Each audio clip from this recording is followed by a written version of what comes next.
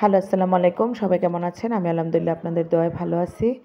তো ভালো না থেকেও ভালো থাকার নাটক করতে হয় এই দুনিয়াতে বেঁচে থাকলে। এরকম আমিও করতেছি আরকি। আমার উপর দিয়ে অনেক সমস্যা হইতেছে। উম মানে ভিডিওতে বলব না, অনেক সমস্যা হচ্ছে। আর আমার হাত ভেঙে গেছে। হয়তোবা আমি হাত ভাঙ্গার ভিডিওটা দিলাম না। কারণ হয়তোবা অনেকে বলতে পারে যে সিম্পিতে পাওয়ার জন্য, মানুষকে দেখানোর জন্য, সেজন্য আর দিলাম না। তো যারা আমার ভিডিওগুলো দেখেন তাদেরকে আমি অনেক অনেক ধন্যবাদ জানাই।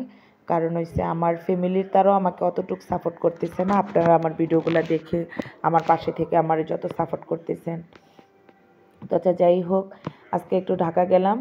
যাওয়ার পথে পুরোটা রাস্তায় কান্না করতে করতে গেলাম, আসলামও কান্না করতে করতে। কারণ ঢাকা আমার থাকে ভাই বেড়াদার আত্মীয় স্বজন, তাও কারোর সাথে দেখা করতে পারি নাই। আর কাছের মানুষগুলার একটু নিজের চোখ দিয়ে দেখতে পারি নাই। কি এমন ভুল করছি? আর আসলে কি নিজের মানুষগুলো এখন পর হয়ে গেছে।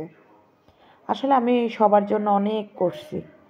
আমার যতটুক বয়স বা যাই কিছু ছিল এগুলা দিয়ে আমি স মানে সবার জন্য করছি। ভাইয়ের জন্য, বাচ্চাদের জন্য, বাচ্চাদের সুখের জন্য। আমার নিজের সুখটা বাচ্চা নেয় নাই, তাহলে তো আমি দেশের বাইরে থাকতাম এখন। আমি বাচ্চাদের জন্য এই দেশে চলে আসছি। এখন অনেক কাহিনী আছে। আচ্ছা, যাই হোক, এখন সবাই মিলে আমার আঁকড়াইয়ে ধরছে যে আমার আমি কিভাবে বাঁচতে পারি। এতগুলা মানুষ যদি আমাকে এরকম আনসাপোর্ট করে, আঁকড়াইয়ে ধরে, মানসিকভাবে টেনশন দেয়, সব দিকে অনেক টেনশন।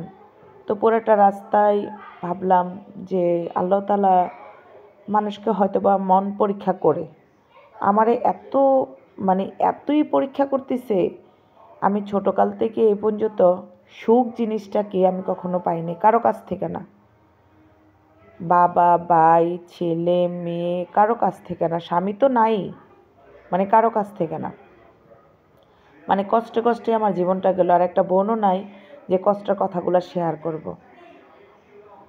তো অনেক কথা আপনাদের সাথে বলতে চাই, কিন্তু সময়গুলো কিভাবে চলে যায়। আর অনেক দিন ধরে ভিডিও দিতে পারি নাই, কারণ হাত প্রচণ্ড ব্যথা।